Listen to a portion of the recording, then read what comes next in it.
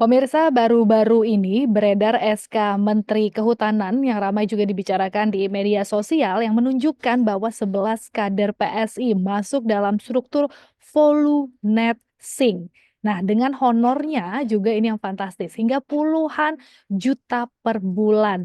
Dan ini juga menimbulkan kontroversi pastinya dengan tuduhan bahwa Menteri Kehutanan Raja Juli Antoni sedang bagi-bagi jabatan di tengah kebijakan efisiensi. Tapi terkait hal ini, kader PSI menjawab bahwasanya mereka menyatakan bahwa kader mereka memiliki kapasitas dan integritas. Lantas bagaimana kita menilai kebijakan ini dari perspektif transparansi, tata kelola, dan efektivitas pemerintahan? Kita akan bahas bersama dengan Pak Trubus Rahardiansyah, pengamat kebijakan publik. Selamat pagi Pak Trubus, terima kasih sudah bergabung. Ya, selamat pagi, Mbak. Pagi. Pak Trubus, langsung saja, ini menurut Anda Ya, apakah SK Menteri yang beredar di media sosial ini sendiri menunjukkan adanya masalah dalam tata kelola, Pak? iya, secara apa good governance ya tata kelola yang baik, tentu ini SK ini menimbulkan masalah gitu. Karena apa? Karena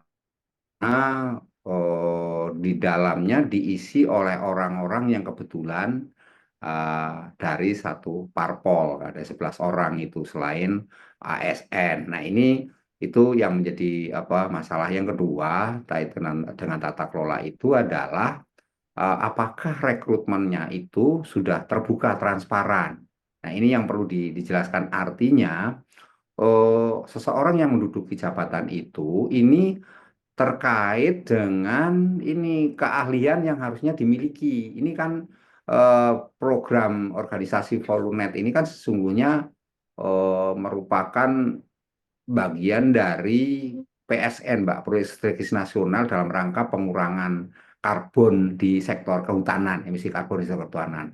Jadi harusnya diisi oleh orang-orang yang punya kapasitas di bidang apa lingkungan, kemudian bidang perubahan iklim, dan juga di bidang kehutanan. Nah, karena itu seharusnya orang-orang yang mengisi itu adalah orang yang punya background memadai terkait itu. Kemudian yang ketiga dari sisi tata kelola juga eh, dari apa namanya harapan publik sebenarnya, karena ini kan sangat mulia, tujuannya adalah bagaimana kemudian target-target itu bisa dicapai kalau diisi oleh personalia orang-orang yang dianggap tidak punya kaitan atau tidak punya kapasitas dalam ketiga hal tadi, yaitu mengenai apa backgroundnya yang harus harus punya keahlian di bidang lingkungan, keahlian di bidang apa kehutanan, dan keahlian di bidang perubahan iklim. Jadi ini yang menurut Hmm. menurut apa sisi tata kelola harusnya Menteri dalam apa Raja Juli Antoni menjelaskan secara detail rinci bagaimana terkait dengan ASK itu, dan jangan sampai kemudian muncul istilahnya itu ya tuduhan-tuduhan, prasangka-prasangka yang menurut saya oleh publik ya sah-sah saja gitu ya, Mhm, menambahkan seperti. mhm. Nah, yang Pak, terakhir, ah, karena ini PSN ya, karena ini PSN itu sekali lagi kita tidak boleh apa kemudian berasumsi bahwa ini bisa ditempati oleh orang siapa saja dan oleh orang-orang yang dianggap dekat dengan apa Pak Menteri, misalnya seperti itu, atau kebetulan Pak Menterinya dari Parpol PSI kemudian hanya diisi orang-orang PSI misalnya seperti itu. Nah, itu yang menurut saya perlu juga ada satu satu kriteria, kemudian semacam assessment sejauh mana kapasitas yang bersangkutan, dan bagaimana juga apa istilahnya prestasi-prestasi yang dimiliki sebelumnya, karena ini memang hmm, yang dibetul-betulkan kaitannya keahlian, bahwa kalau yang ramai terkait apa namanya bahwa ini memang bukan dari apa anggarannya dari APBN dan ini anggaran dari luar, justru karena anggarannya sifatnya PPP. PPP itu Public Private Partnership atau bahasa kerennya itu mhm. KPBU, kerjasama pemerintah badan usaha, maka ini kita harus betul-betul menunjukkan hasil yang optimal, di mana kemudian di dalam pelaksanaannya betul-betul memperhatikan output yang betul-betul terukur, output yang betul-betul apa memberikan kemanfaatan secara apa namanya publik maupun secara nasional. Dalam hal ini tentu bagaimana kemudian ada tingkat penurunan gas emisi karbon itu betul-betul Mm-mm. terwujud gitu Mbak, sesuai dengan tahun 2030 itu sesuai dengan amanah dari apa PSN itu sendiri Mbak. Gitu. Baik, Pak Trubus, dari tadi yang kita simpulkan gitu ya, memang kan harus ada keahlian di bidang tersebut untuk walaupun kader partai yang mengisi posisi ini. Tapi apakah ini bisa dikatakan Pak dari kebijakan publik sendiri penunjukan kader partai dalam proyek kementerian seperti itu kita anggap sebagai konflik kepentingan atau seperti apa? Nah, lalu apakah ada regulasi nggak sih Pak Trubus yang mengatur tentang penunjukan individu dalam proyek pemerintah seperti ini harus seperti apa gitu? Iya, kalau mengenai apa dugaan mengenai konflik kepentingan ya karena berasal dari apa namanya satu parpol ya, parpol yang kebetulan dari si parpolnya sama dengan yang apa yang dipimpin oleh Pak Menteri itu sendiri. Tentu ini memang potensi adanya konflik kepentingannya sangat tinggi gitu loh. Karena apa? Karena ya namanya eh, parpol itu kan konteksnya punya misi yang sakral, misi suci yang sama, Mbak, di mana para anggotanya harus taat dan patuh kepada visi misi yang ditetapkan di dalam partai itu, gitu. Nah, kemudian yang kedua kalau terkait dengan apakah eh, apa tadi, Mbak, yang apakah Ada regulasi yang ngatur gitu Pak regulasi tentang yang mengatur penunjukan, itu, iya. ya saya rasa belum ada Mbak kalau mengenai regulasi mengatur yang memang Hmm. mengenai ini kaitan dengan apa jabatan-jabatan ini sebenarnya ya ada aturan-aturan yang dikeluarkan tapi sifatnya umum aja Mbak. Kalau sudah Hmm. sifatnya kaitan dengan anggaran yang itu sumbernya dari anggaran yang non APBN memang pengaturannya belum ada. Dia kebijakan regulasinya itu belum ada Mbak yang detail Hmm. secara terinci mengatur mengenai bagaimana mekanisme prosedur perekrutan maupun penunjukan dari orang-orang yang apa duduk di dalam satu satu organisasi itu, Mbak, gitu. Kedua ya, Gimana seharusnya, iya Pak Trubus, gimana kemudian seharusnya gitu ya proses rekrutmen gitu dalam proyek strategis seperti Volunet Sync ini sendiri agar transparan dan akuntabel pasti? iya kalau yang harus dilakukan tentu melalui ini, Mbak, apa uji publik artinya mengenai lelang Hmm. lelang terbuka. Jadi lelang terbuka dan dibentuklah pansel atau panitia seleksi.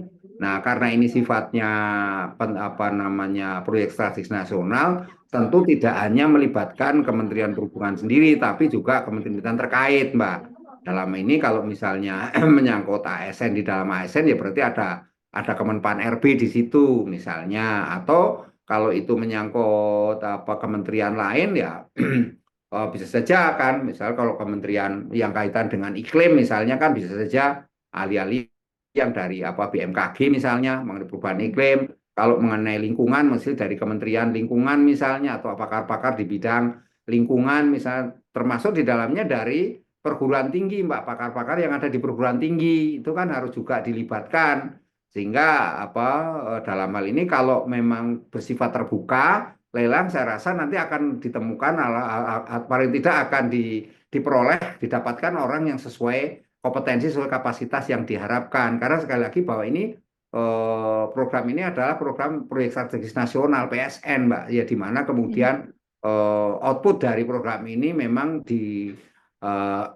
ditujukan untuk pelaksanaan pembangunan yang sifatnya nasional dan berkelanjutan Mbak, seperti itu. Pak Trubus, lalu dengan melihat kondisi yang saat ini gitu ya, anggaran terbatas, efisiensi kebijakan, apakah wajar menurut Anda gitu ya, ada jabatan baru gitu kan dengan honor hingga puluhan juta rupiah per bulan, apalagi kalau tidak salah yang kita lihat juga beredar di media sosial sampai dengan 50 juta rupiah, Pak.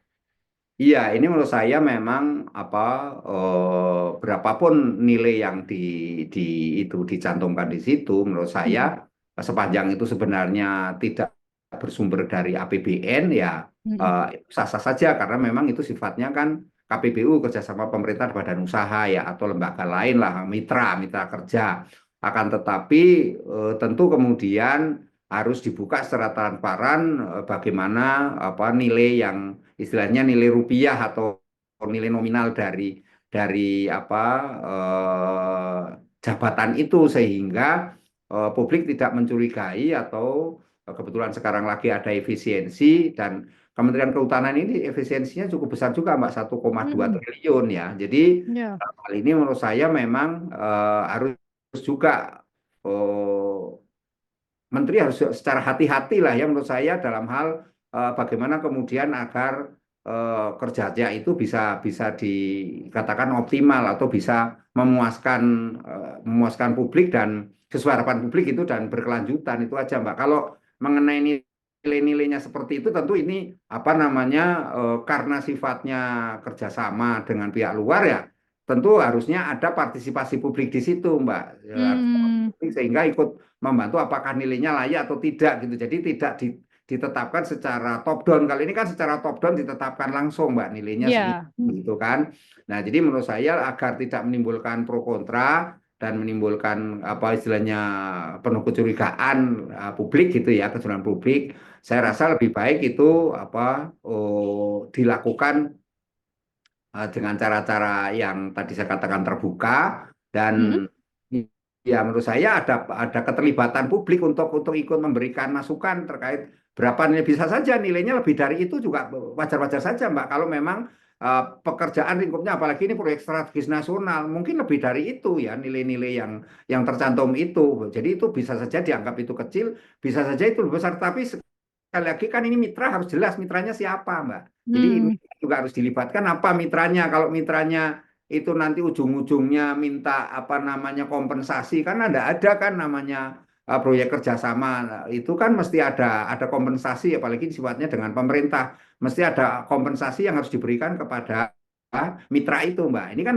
harus Mm-mm. harus kejelasan mitranya siapa dan dalam hal ini kalau mitranya misalnya menanggung banyak seluruh biayanya ditanggung mitra berarti mitra itu sendiri harus secara terbuka juga karena kaitan dengan pemerintah jangan sampai kemudian dia nanti menjadi istilahnya sorotan KPK juga Mbak nantinya gitu ya bahwa di situ Iya. ada potensi-potensi maladministrasi atau praktek-praktek korupsi misalnya. Nah ini menurut saya sesuatu yang harus dilakukan secara terbuka saja. Jadi mengenai nilai-nilai itu memang bisa saja itu nilainya kecil Mbak, tapi bisa saja itu nilainya harusnya lebih besar lagi atau terlalu besar Mm-mm. juga bisa saja. Jadi menurut saya supaya agar tidak menimbulkan satu ini karena memang kalau menurut kriteria ini kan keahlian, Mbak. Kalau keahlian memang kepakaran mahal, Mbak. Itu lebih dari Ya. itu. Saya kira lebih dari itu. Apalagi di Mm-mm. iklim itu, waduh, itu nyari orangnya juga nggak mudah. Apalagi pakar, Mm-mm. pakar lingkungan, pakar apa namanya istilahnya kehutanan. Karena pengalaman saya di ISJ itu ya saya lihat juga pakar-pakarnya itu mahal-mahal, Mbak. Memang cukup besar gitu ya. Jadi saya rasa ini yang perlu perlu di inilah ya, perlu diperjelas. Artinya di sini ada klarifikasi yang memadai dan Mm-mm. sekali lagi bahwa jangan sampai ini kesannya top down jadi dipaksa dari apa SK itu top down, kemudian seolah-olah ini malah menimbulkan menimbulkan satu konflik kepentingan di situ. Jadi lebih baik itu kita buka saja secara terbuka ada semacam bottom up gitu ya dari bawah Ya. nah publik itu ikut terlibat di dalamnya. Seperti itu, Mbak. Berat- Berarti harus dibuka begitu ya, itu langkah yang harus diambil pemerintah agar ini berjalan transparan, profesional gitu kan ya Pak Trubus dan Ya. masyarakat bisa melihat. Nah, terakhir Pak Trubus dari saya, menurut Anda gitu ya Pak Trubus, kalau dari dampak keputusan ini sendiri kan yang sudah kita ketahui bersama, ada nggak sih dampaknya terhadap kepercayaan masyarakat terhadap kebijakan lingkungan pemerintah saat ini? Iya, kalau apa namanya nanti menteri dalam ini pemerintah tidak bisa menjelaskan secara transparan, terbuka dan akuntabel lah kata-kata seperti itu ya bisa saja munculnya kemudian kecurigaan-kecurigaan publik dan ini akan menjadi di sekarang di medsos kan berseliweran informasinya dan muncullah meme-meme yang kemudian Mm-mm. seolah-olah apa ya berbau menuduh lah tapi ini ya itu sah-sah saja gitu bahwa publik mencurigai itu kenapa karena disinilah kemudian ada komunikasi publik yang terbuka menurut saya inilah dari sini kan misalnya kayak PCO atau apa istilah komunikasi kantor komunikasi presiden kan juga dilibatkan Mbak di situ. Ya kemudian juga dari Setkap sekretaris kabinet juga harus mengetahui juga karena ini sekali lagi ini proyek PSN Mbak, proyek strategis nasional bukan persoalan itu apa namanya proyek yang sifatnya lokal atau sifatnya hanya ini apa terbatas, tapi ini sifatnya PSN, Mbak. Karena PSN memang diperlukan satu apa keterlibatan dari publik secara luas dan agar Mhm. kemanfaatannya pun dan outputnya juga diterima secara luas, apalagi kaitannya yang kedua terkait dengan mitra. Nah, mitra-mitra ini kan harus juga diseleksi mitranya yang seperti apa gitu. Jangan sampai kemudian nanti mitranya ujung-ujungnya cuman apa habisnya teman-temannya sendiri, relasinya sendiri, kroni-kroninya juga. Lah ini kan juga ini karena di kita ini kebiasaan apa Mhm. pejabatnya itu membuat satu organisasi, sebenarnya organisasi itu miliknya pejabat itu juga gitu, di dalamnya dia Iya, menjadi orang think tank di situ atau orang pengurus di situ betul. atau penanggung jawab di situ, malah pemodal juga ada lain. Nah, ini kan harus juga ini gitu. Menurut saya dibuka semua mitranya seperti apa kalau memang Yes. menggunakan istilahnya sistem KPBU, Mbak, kerjasama pemerintah badan usaha atau dengan mitra-mitra tadi gitu, Mbak. Baik, terima kasih ya Pak Trubus untuk diskusinya. Berarti kan kita nantikan juga informasi validnya, transparansinya dari seperti apa dari Ya, pemerintah terkait dengan, program yang baru ini. Terima kasih Pak Trubus atas informasi dan insight-nya untuk kami di Liputan Indonesia TV. Selamat pagi, salam sehat selalu Pak Trubus. selalu ya, Mbak.